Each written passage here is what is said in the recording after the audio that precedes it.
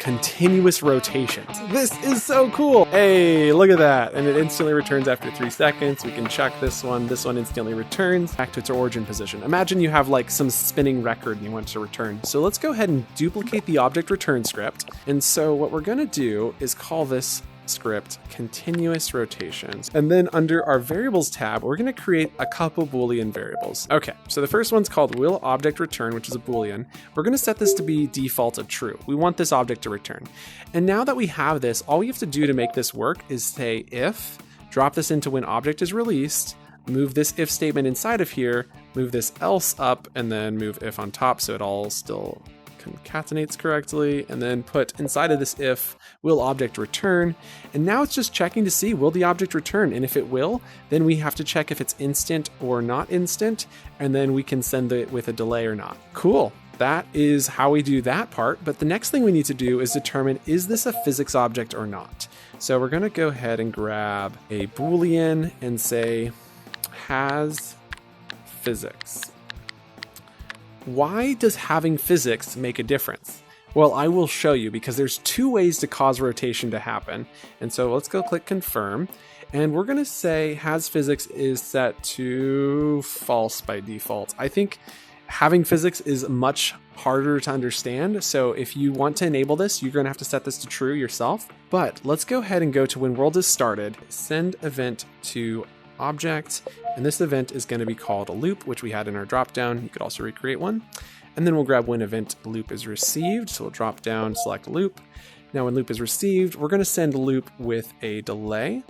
And then we need to create a variable for this delay, which will be called rot delay. So our rotation delay, we're going to set to a default of 5 seconds, a nice slow spin, and then we'll drop that into our timer here. So it's going to send, and we'll drop down and select loop to self after rot delay of 5 seconds, and that's just going to continue looping. Well, actually, let's go ahead and grab if, and we're also going to need else. And then under our variables tab, we have has physics. So if it has physics, we do not need to loop. If it doesn't have physics, which is the default, we need to send loop to self. Perfect. If it has physics, we'll get to that in just a second. But else, what we want to do is go to our motion tab and grab rotate by over time. We can then drop this into our else. And then what are we rotating? Well, we're rotating self. How much are we rotating by? Well, not this. So we'll pull that out and delete it. The time will also be rotation delay. So we can put that in here, and you'll see that I have it highlighted. And then if I joystick to the right, it will duplicate it into that second slot.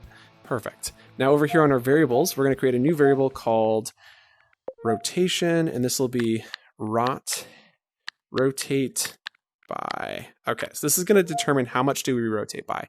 And I'm going to set it to a default of 180, and it does have to be 180 to negative 180, so just kind of keep that in mind. And so with that, we'll go ahead and drop that into here. So now we've determined how much are we rotating by, and let's go ahead and try it out. Okay, I'm pretty happy with that. So under our no physics, we're going to open up the properties panel, move it over here, and then we're just simply going to drop down, attach the continuous rotation script. Oh, it works off the bat, so that's awesome. There's no physics on. Will object return is set to on. Instant return is set to true. I like that. We can even set the rotate delay to be like 2 seconds, and we should see it rotate even faster. Very nice. Let's go ahead and make it interactive now and grabbable. And we're going to make sure physics is turned to off. And now when we come into the world, you can see this here. The problem is when we grab it, it's not letting us move. Oh, well, there it goes. Nope. Yeah, basically, we can't grab it because it's rotating. And so what we need to do is stop the rotation. And so to do this, under our loop, we're sending loop to self with delay. So when object is grabbed by a player, what if we cancel sending loop to self, and then we rotate to over time, and we rotate self to the current rotation of self. We grab rotation of self, rotate self to the current rotation of self over 0 seconds, so it happens almost instantly, and then cancel sending loop to self. I feel like that'll work. And we only need to rotate self over 0 seconds if we're not. So we'll use an if, and then we'll grab not, and this is if it's not physics. So has physics. If it doesn't have physics, then we rotate here and we cancel sending loop. Okay. So let's go ahead and try this out. So if I come in here and I grab, hey, it works. Okay, so we fixed it. Basically, we needed this to stop rotating, and it did that, and we needed to be able to grab it. Now, when I let go, it's going to return, but it's not going to continue rotating. So let's go fix that. Under when return is received, we now need to grab send loop to self. If we select this and scroll down, so here under return, we can thumbstick to the right. That's going to duplicate it. And when you let go, the loop returns back to where it was up above. So now we're sending a loop to self, and that should cause our object to continuously rotate even after we let go of it. Oh, look at that. Beautiful. That is so cool. I love that. Now with physics, we need to do the same thing, but we have to recognize that physics will affect this object. So if we come in here and go to our loop event, if has physics, what we want to do is under motion, scroll down, and you're going to see spin. If we grab spin and drop it into this if, we can then spin self by, wait, it's a vector? What? Wasn't exactly what I was expecting. What? How do I what? Okay, I actually don't understand this one. Let's try and get it to work first and foremost, and then we'll figure it out. Okay, so we're gonna go make this interactive physics. So we're turning gravity off, so that way it doesn't just fall over. And then we're gonna attach the script, continuous rotation, and then we're gonna turn has physics to on. And with has physics on, and we're going to turn instant motion off. Let's set stop reset world script. Stop. Oh, there we go. Okay. So it's rotating around the x-axis now. So that makes sense. For spin, we need to create a new vector variable, and this is going to be called physics spin. Physics spin. And then we're going to go ahead and apply 1 here. And then we just drop this into here. Now, this will spin correctly, but we're going to need to clear, stop, reset, and play. Now, I believe this is spinning along the world's y-axis, which means if we pick this up, let's actually just duplicate it and then rotate it like this, we should see it spin. Come on. Stop, reset, and play. Yeah, so see how this is spinning around the world's y-axis? I think it would be best if we default this to spin around. Yeah, well, we can also create a boolean. I mean, let's just create a boolean, right? Like, kind of makes sense. So, yeah, we'll do that. We'll create a boolean for this. Okay, so what we're going to do is create a new variable, which will be a boolean, which is going to determine, do we use global? So this will be called use global and rotation. Now, when we use global rotation, this means it's going to use the global rotations. We're not going to use this by default. We're going to use this as kind of like the backup.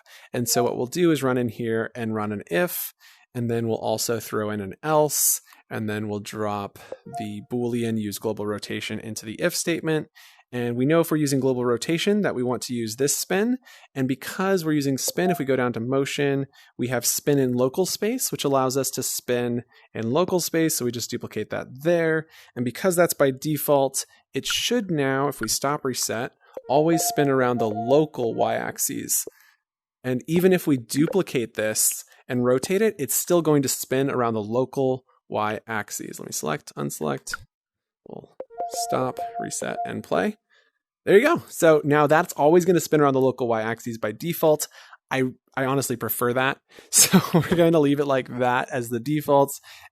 And then we should also do this when there's no physics. So we'll go to our events tab, grab an if, grab an else, make sure that's below the if, and then we'll grab the use global rotation, put that in here. Now our rotation from the delay event over here was actually already using local, so that was rotate by. If we go to our motion tab and use rotate to over time, this will allow us to rotate to the amount but we need to take current position plus. So if we go to our plus operator, and I think it's actually the opposite of that. So what we need to do is grab rotate by on the left, and then grab rotation of self to put on the right. Make sure our delay is correct. And theoretically, if we switch this to global rotation, so let's duplicate this, rotate it sideways, you can see that it's rotating around its local axes. And then if we switch the Boolean to use global rotation, we should now get it rotating around the world's y-axis. Absolutely beautiful. Wow, you guys, that is really cool. Some really powerful stuff here. Let's go into our physics object real quick and just apply the make it grabbable. We want to also demonstrate this has return on it as well. So we'll come on in and we can see that these are rotating in opposite directions. That's kind of funny. But with our physics object we've got here, we can throw it and, well, in 3 seconds it should return. Oh, I had it set to 30 by default. Oh, wait. Yeah, that's let's go change that delay down to 3 seconds again. Oh my goodness, so funny. Okay, so we come in here, throw it, instant, and then 1, 2, and 3. Hey, look at that. And it instantly returns after 3 seconds. We can check this one. This one instantly returns. That's the benefit of no physics, is you don't really need to worry about physics. So when you delay, boom. And then this one has that awesome. And that is so cool. I love that. That is so much fun, you guys. This is so cool. And we're really only about halfway through this. So let's keep going. I also see my hands overlapping with it a little bit. Thinking we could increase the size, but it's not bad. Can also change it to global. We can turn it off. The microphone is done and we should be able to throw it like, hey, yo, Merc, catch my mic. I'm on the global voice chat. Yeah.